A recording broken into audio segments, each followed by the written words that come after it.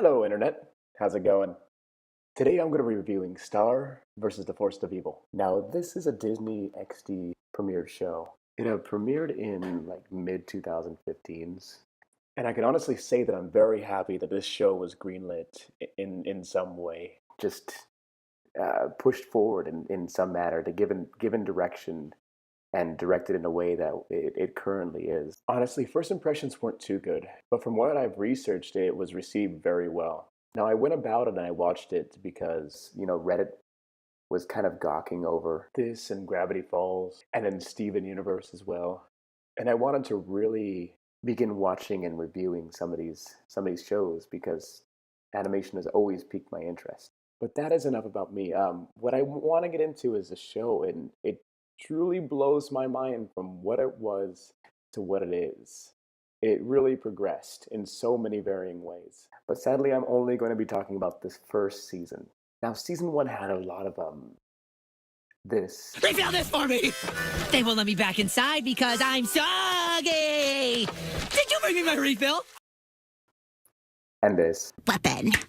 We're gonna distract them with our booty shake to dance moves. a little bit of this, I'm a great dancer. Can I check out that arm? Sure. I wanted to be my boyfriend. Me too! High five! and a whole lot of that.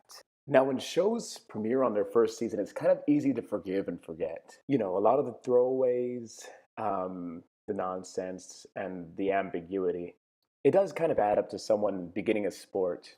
If you're going to the gym for the first time, you're not going to be wanting to deadlift like 625 pounds, 283 kilos for all you non Americans. Same as with a show. You're not going to want character development because you haven't developed any characters. You're not going to want story arcing because unless you're status quo and you've already established your basic compressed characters and their character traits and attributes, you don't want to be going and changing anything that's happening in the canon. The events in the beginning of Star vs. the Force of Evil, it was very, very silly, almost to the point where it was basically unbearable. Through the first 5 episodes, I would say, there were so many faulted moments and missed jokes, forced slapstick, that I was almost going to review a different show.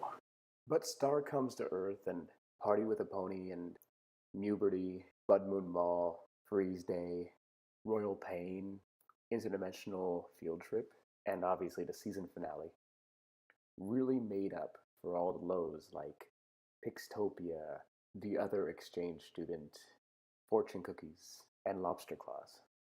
It really seemed to me that this first season, or at least what I think is the lows, in a personal opinion, were made primarily because they didn't have foresight into what they were actually creating. They begin to actually establish a legitimate villain, a villain, towards the very end of the 16th episode. I sort of kind of blame the 11-minute runtime, and that as well might have something to do with fallen humor. A lot of the humor, especially when it's dialogue based and also physically based, it requires pauses, and pauses require runtime, and runtime requires more time, and that means more money. But those pauses are necessary because, once again, pauses drive jokes. And I know what you're thinking, that, oh, Brian, Ludo was the villain.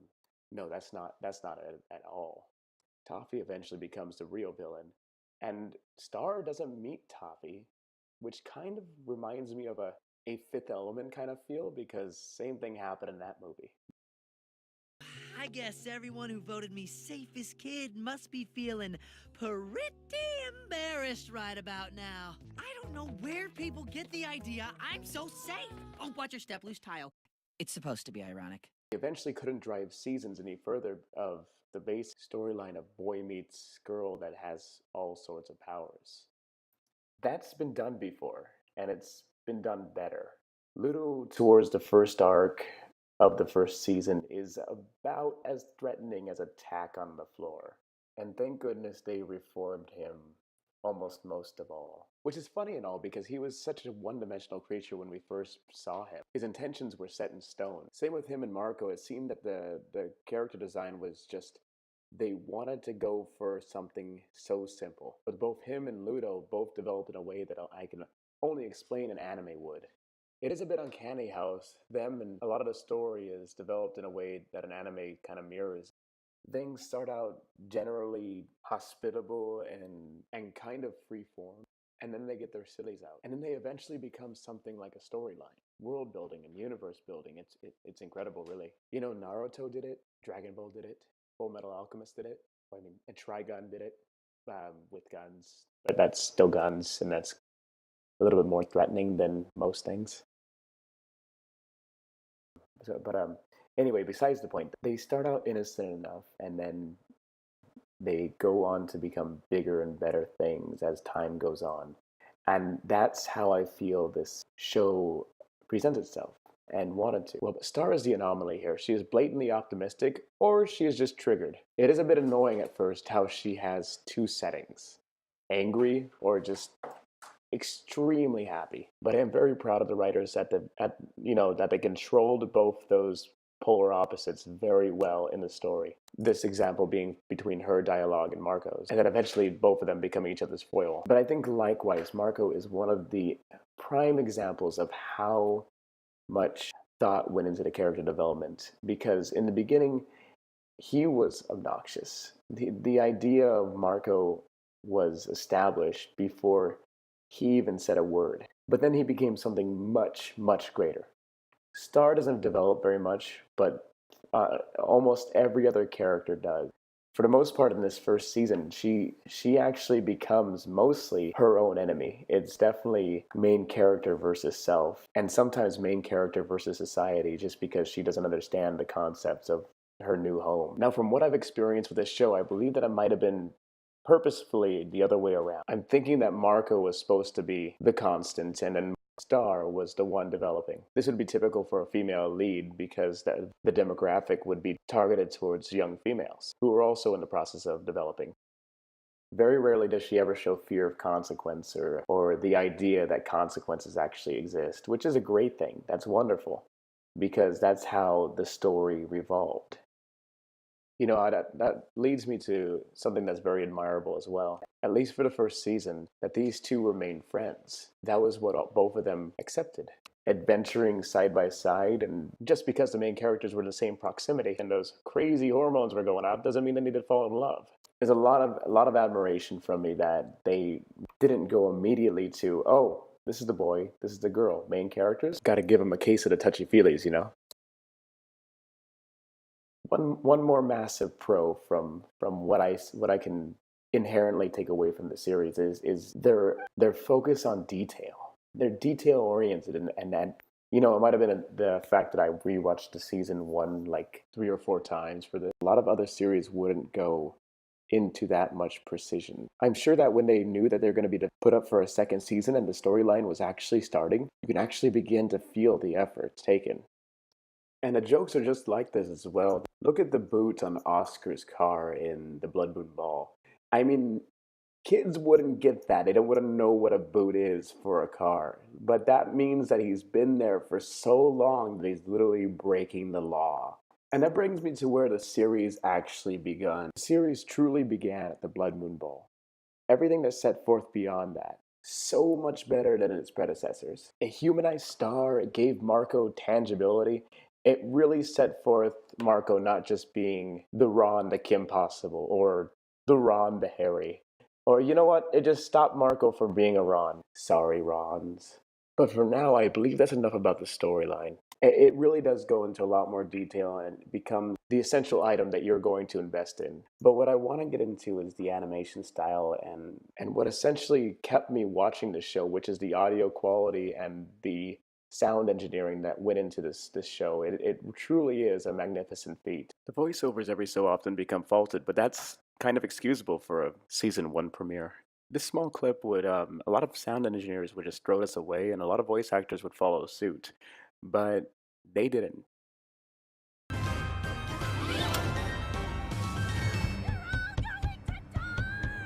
Oh, we're gonna eat some meatballs in the woods. Yeah, we're gonna eat some meatballs in the woods. Say, well, she's behind glass, so. And you can see the movement of the mouth matching the actual audio. And that is significantly important to detail. For the most part, the actors hit every joke that the director threw at them. and it just worked. But I truly give it to the audio department for not using the sound effects to death, basically. Sure, there were times where they used sound effects that were initially the bread and butter of audio, like this cat. You've heard that cat. That's almost as famous as the Wilhelm scream. Now let's get into the animation. Animation is based off of frames per second, and depending on how you use your frames, the most common being 1, 2s, or 3s, it can give a different stylization to the overall feel. If I'm not mistaken, this is animated in 2s? Please don't trust me. I'm not an expert. I've also never worked on a series before. A lot of people don't have the eye for it, and I certainly don't. But what I can express to you in my honest opinion is this cartoon is smooth. Hand-drawn frames are kind of dying, and it's giving way to a lot of computer, but it's because it's cost-effective and time-effective. You'll also begin to notice from episode 1 through about 6, you'll see a lot of background shadowing. Also, the line depth is different than the character design, so it makes the characters kind of flat. And that's unfortunate because they do every so often throw that aside, and it's sometimes random, like in the other exchange student, but it's also sometimes dynamic, like when the action begins in Teen Spirit. So it becomes a little bit jarring. Towards the second and third season of what I can see so far, they pretty much got this on point now. I think their budget was increased. And if I'm not mistaken, they changed hands in animation studios. In and outside of the studio, anything that makes it more time consuming, it means it requires more money. And following light sources and creating gradients requires more money. And one thing I'm very happy about is that they kind of gave up on the Mr. Dink teeth.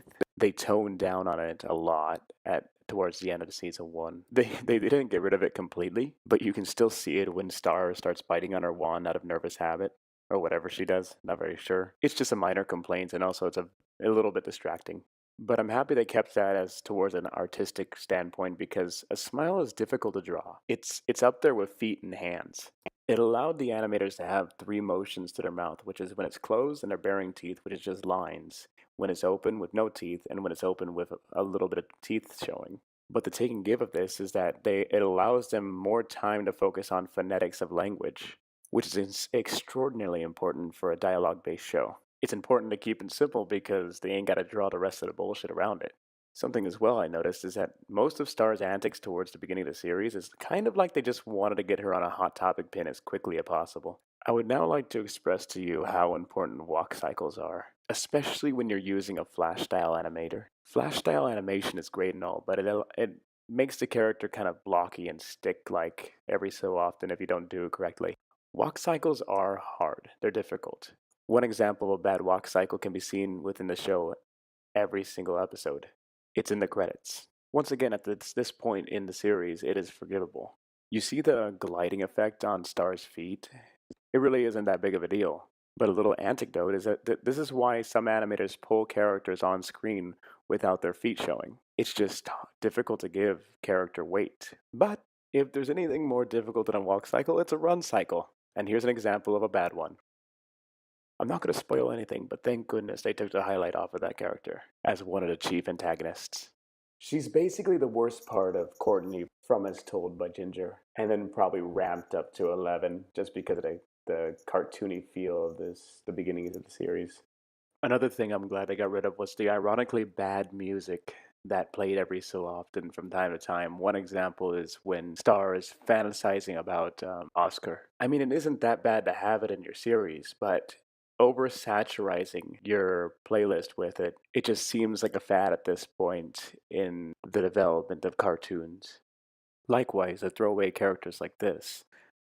How important runtime is, it doesn't seem like they have much time to just...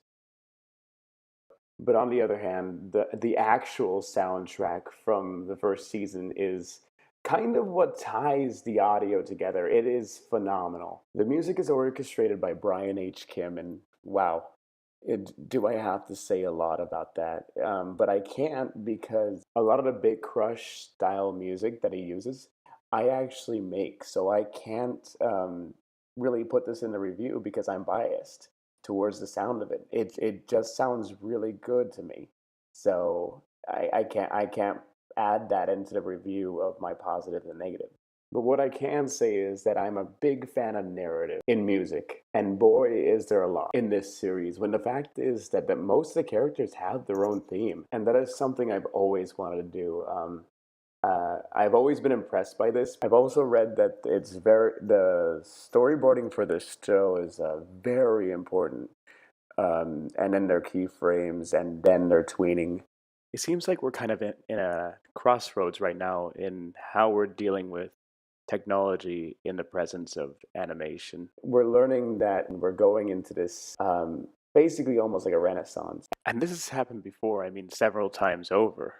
It's just not with this amount of tools at our disposal, which means we will have much more feats to look forward to in the future. You can take a look at this, and this is a fixed camera movement, and usually animators stay away from this like the plague.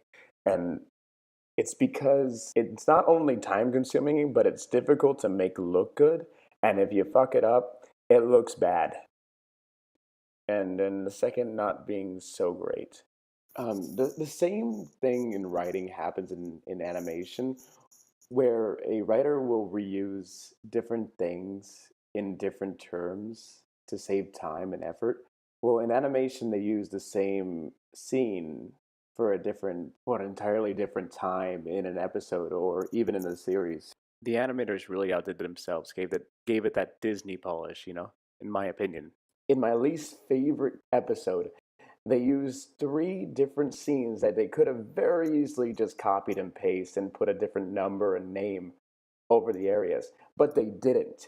They went as far as to change positions of the characters and also change the shoes of the mother, and also to even at the very end of it change the position of the camera, which is extremely impressive that they would go that far into detail, and I love it. Same thing here. Look at this. This is a character named Glossaric, and he's introduced in the 12th episode of the series. But he actually makes 2 additional cameos, and also in his second appearance, she's flashing through the book very quickly, and comes across him faster than obviously she can react, and I almost didn't catch it. So the animators put that in there, and as a little reference. Basically, somebody wanted him in there, and they did it. Here's another prime example of the phenomenal detail to animation. Not because of the detail of like what they've done, but because of just the pure amount of effort put into it. Now, right here, if I'm not mistaken, they go from 2s to 1. It makes it look a little bit smoother. It gives the illusion that there's more frames per second, but there actually isn't. There's just more tweening involved, more unique images held on the frame per second. But I want to make a conclusion to this episode, that this is a great series. It's worth investing your time, but I do have to be truthful that beyond the 5th episode is where it truly starts. It becomes a delight after that point. I can honestly recommend this to anybody that's very interested in fantasy and universe building, or if you're just into animation in general, because when it actually gets off the ground, it is what an animation series should have. It has the correct feeling, it has the correct stylization, it has morals that aren't just drilling you straight in the forehead. Once this show gets its wings, it knows exactly what it wants. Most shows never come to that point. Most shows are just dealing with ethics that are just beating you. The script is able to juggle drama with humor. Please, I implore you to stick with this series past where I've left off, because it is such a phenomenal achievement in animation. If you're thinking about getting into the series, it's an investment in time, really. And since the show's still airing, it has a pretty phenomenal fan base and community. A lot of these episodes are so easy to start dissecting little by little, breaking down the nuts and bolts of the storyline. So for Star vs. the Force of Evil, the first season I give the animation style a 7 out of 10, the storyline I give a 6 out of 10, but the audio quality I give it 8 out of 10. It really does feel like they're teeing up to hit a great hole-in-one with this series, and I truly hope they do. Eventually I will be reviewing the second season, and it flies so many better colors. But my grand total doesn't come up to a 7 out of 10 like the math says. I'm actually going to put it as an 8 out of 10 because of the community. It gets 1 extra point because the community is just so fantastic. Now, if you'd please excuse me, I'm going to go write a fan fiction.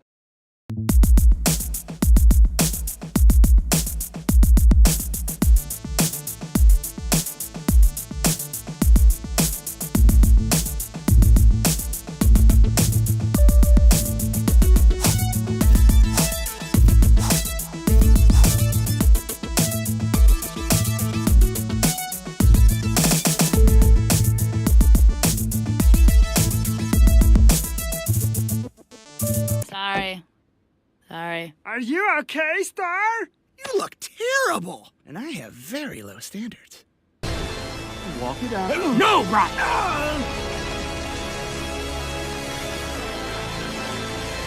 We have two Freds!